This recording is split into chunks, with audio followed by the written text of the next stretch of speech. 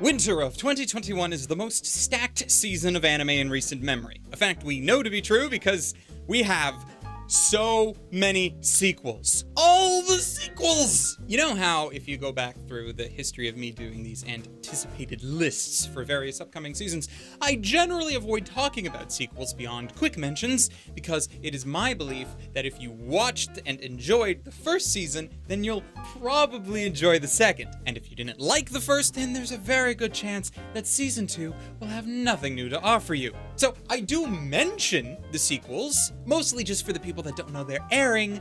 Well, that's about it. So what am I supposed to do this time, eh? There are enough sequels here in this season to fill the whole list. The whole thing could just be sequels. So obviously I'm going to have to do a bit of digging for the non-sequels, but yeah, I'll also be giving more attention to sequels this time around because, well, pretty much all of them I am legitimately excited about watching. So ladies, gentlemen, and others, my name is Arcada, and today on Glass Reflection, my top anticipated anime for winter 2021! We made it! Let's jam. So we're going to start with the new entries. I used to refer to these as the original anime for every season, but people got confused, thinking that I meant original anime which are not adaptations, which is fair enough, but it makes it harder to segment these videos easily. Now, the problem that we've never had before is that with all of these sequels in production, a lot of the big name studio houses are all tied up making them, meaning that the slate of new anime is quite low. However, it's not as low as some seasons have been from 2020 specifically because, you know, that whole thing that YouTube won't allow me to mention. So starting off on the low end, you have one series that at first intrigued me. It's about a healer who gets pissed off at his party for abusing him and his talents. Now, as a healer main myself in MMOs, this is something that I can relate quite heavily to. But then apparently he goes on this whole big Shield Hero-esque revenge spree, which I'm sure has its audience, but it's not really my cup of tea. It's just, you know, a thing. Then there are shows like Mushoku Tensei, Jobless Reincarnation, which I understand that isekai is popular and all, but honestly, when I read its synopses, I just felt like the author wanted to make a very traditional fantasy series, and they probably have a bunch of cool ideas and tales to tell in their world, but then someone got it in their head that the main character has to be needlessly reincarnated or something. The show itself might be different, but I haven't seen anything yet to showcase why having a reincarnated character here actually benefits the story, beyond the token explanation of, well, that's just what all of these stories have nowadays, which isn't enough for me. We can't just have a fantasy story be a fantasy story anymore. It's sad. I'm only considering even looking at it because Truck-kun apparently makes an appearance, and you know he's one of my favorite supporting characters in anime history. Then, of course, you have a new anime that is just really a spin-off, Cells at Work Black. Now, for those of you who remember Cells at Work from a few years back, it is a series that anthropomorphizes the cells in your body, and the stories told are about those cells combating various infections and such from a person's day-to-day life. This time, however, with Black, the main difference is in our characters' hosts. See, the original series had the human body that our characters inhabit be relatively healthy.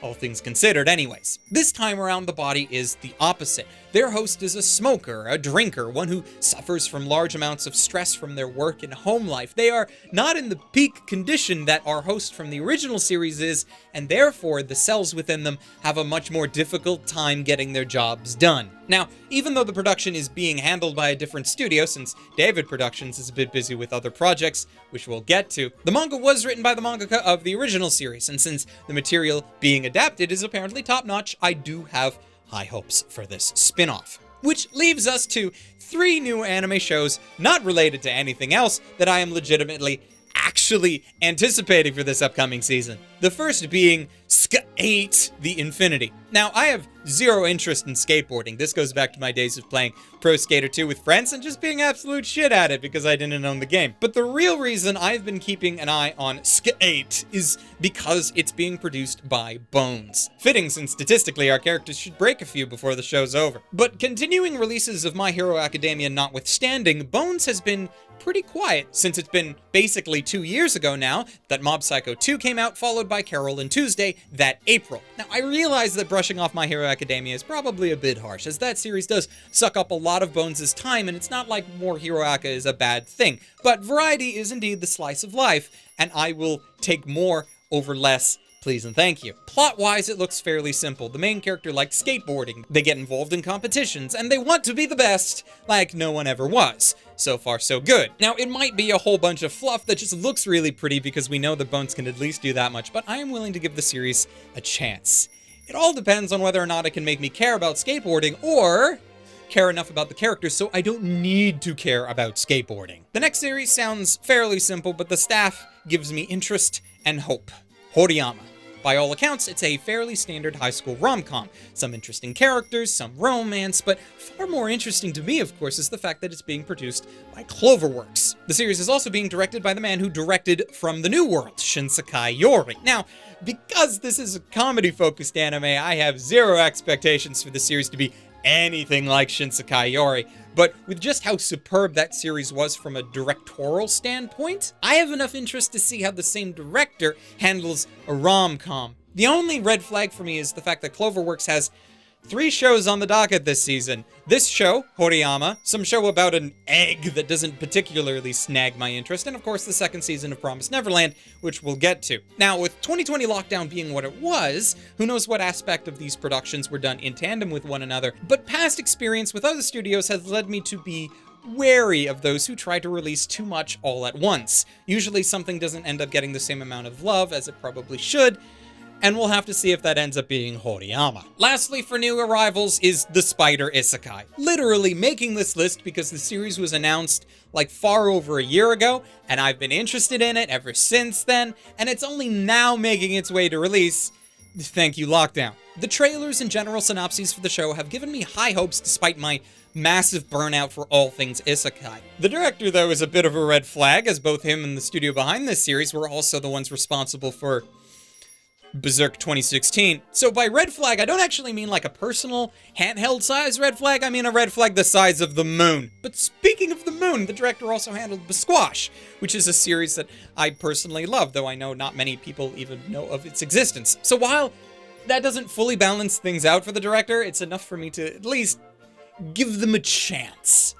So let's see what they and the team does with it. Now, originally I thought about making this video a 2-parter, solely so that part 2 could just cover all of the sequels on its own. A sequel about sequels, as it were. Shame, though, that there were so few originals that I feel like splitting it off into its own video wouldn't make a whole lot of sense. But we still have a lot of anime to go over, so we can't let it end here. But really, what can we say about a bunch of sequels besides, hey, they exist? Not only that, but I'm super stoked about pretty much all of them. Their staffs are fairly similar to their originals, and their plots, if they have one, are just looking to continue where they left off. Well, obviously, I can do naught but state hopes and predictions on their success and possible plot, despite, manga readers knowing all of the answers already, and who will gleefully inform me of them without prompting. So since we brought it up a few minutes ago, let's start off the sequel list with Promised Neverland Season 2. Now, half the people I used to follow this series along with went on to read the original manga after Season 1, so it's no wonder that I can't share my predictions on who's still alive and what exists beyond the wall for our characters, because I'm in the minority of fans who have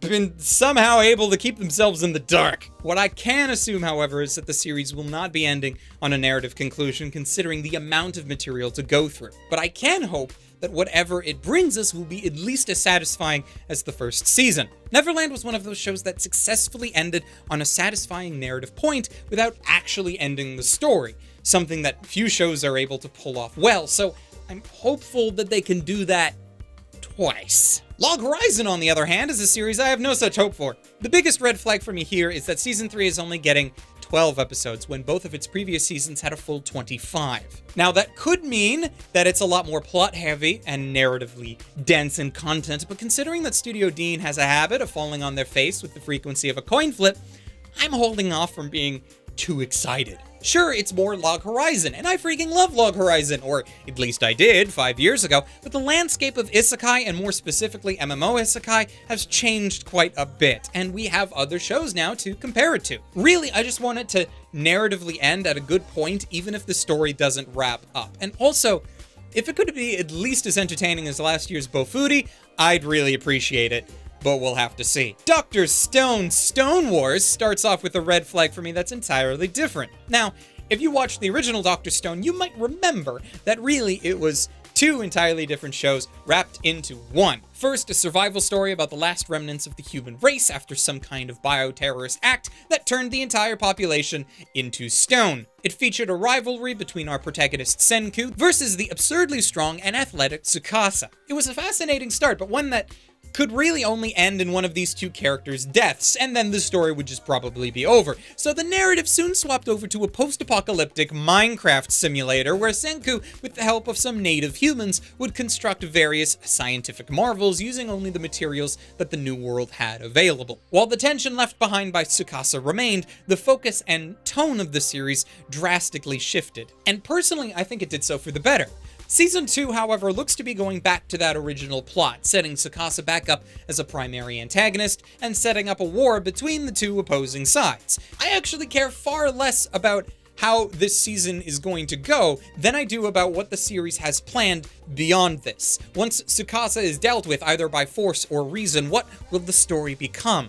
Hopefully we'll get to see a bit of that, of course, but really I think that would require a third season, which is never guaranteed. When it does happen, though, it's freaking great, which brings us to Biyori Non-Stop, the third season slice-of-life adventure featuring a bunch of country bumpkins living their lives and having as much of a calm and happy life as possible. There isn't too much that I can say on this one, as the genre doesn't really lend itself to plot speculations or anything of that sort. This show will just be a nice breather for me every week to cool down with and relax. Though, for some reason, I am going to be getting a lot of that this season.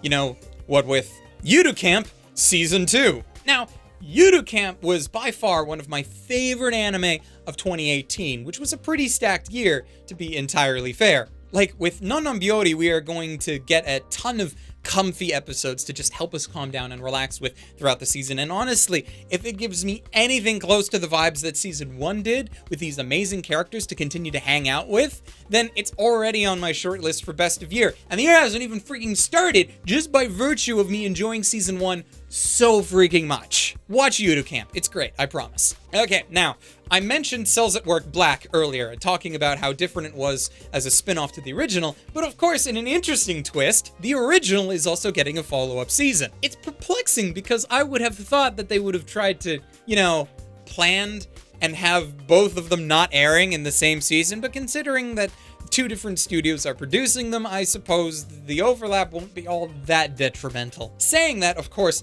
watching both shows back to back, like I'm probably going to end up doing, is going to make for an interesting contrast.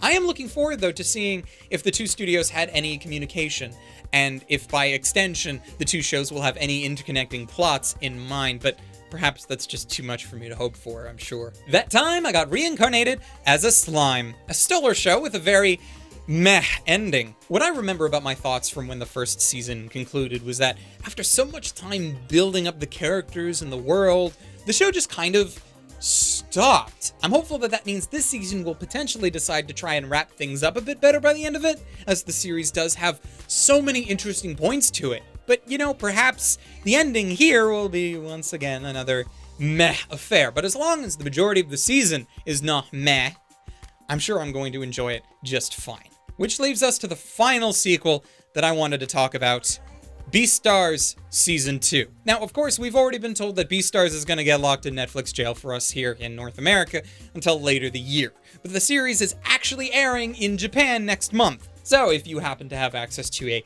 VPN or some such and are willing to connect to Japanese Netflix in that manner, you might get lucky with some English subtitles in order to enjoy what will hopefully be a nice continuation of last year's best CG animated series. Not that there were many, to be fair. The OP for the show was already posted on Studio Orange's Twitter, which, while it does have a nice and catchy song, I can't help but be disappointed by the lack of stop motion this time around. Like, it made the original OP pop so much more. Now, I did a whole video on Beastars earlier this month, and in there I did discuss some of my predictions for Season 2 briefly, but basically, I am optimistic because the original material is actually over and done with, having wrapped up earlier in the year. And while I don't expect that this season is going to bring us to that end, it's nice to know that they do have an idea of where the story is ultimately headed. And with luck, we'll also get a third season in the next year or so, maybe, to hopefully finish the story. But we'll have to see. Now, I suppose I could have also brought up ReZero, but since that's like a part 2 of Season 2, Just continuing on from earlier in the year, I have even less to say about that, at least until the whole season wraps up. So I'm looking forward to that at least. But yeah, holy crap. How long have we been talking? Quite a while. That's a lot of anime all bunched together into one season. So I really hope that that doesn't become some kind of grim foreshadowing for future seasons of 2021. But with luck, there will be more anime awesomeness as the year progresses. And with that, though, we have reached the end of the video. I will be doing my best to actually have links to all of these shows somewhere in the description, either directly or to some resource that'll help you find them, but I can't guarantee how updated that's going to be because, as with most of these seasons, sometimes the actual release information and links to streaming is very, very late, and I don't always notice it, but I will do my best to keep that as updated as possible. And lastly, a very special thank you to my patrons, who not only support my work in general, but who also allow me to do what I do. I love and appreciate you all. Specifically, though, as I like to do, I want to give particular shoutouts to patrons: Hector Montemayor, Brune Jacobson, Ryfen Bonaparte, City Yamako, Wago221, and Calhoun Boy for being especially awesome. You guys are great. And until next time, ladies, gentlemen, and others, watch more anime! You have plenty to choose from. And, of course, stay frosty.